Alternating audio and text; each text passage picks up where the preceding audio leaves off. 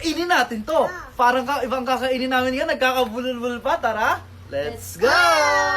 First, yung rice. Pero syempre bago namin kainin yan, don't forget to follow me and comment sa comment section. Next kakainin natin ha. At di naman natin pwedeng kainin yung rice na hilaw. Kaya ito muna. Rice crackers. Tikman natin. Ano? Ay, kulay green siya. What color? Green.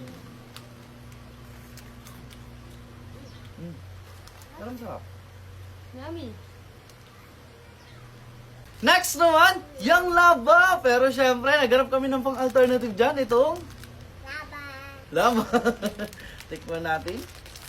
Wow. Wow, purple siya yan. Gato. Dami.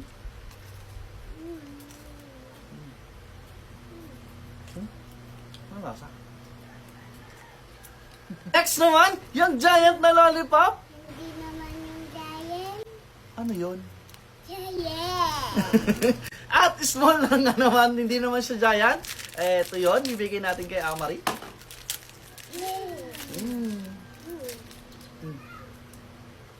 Sarap.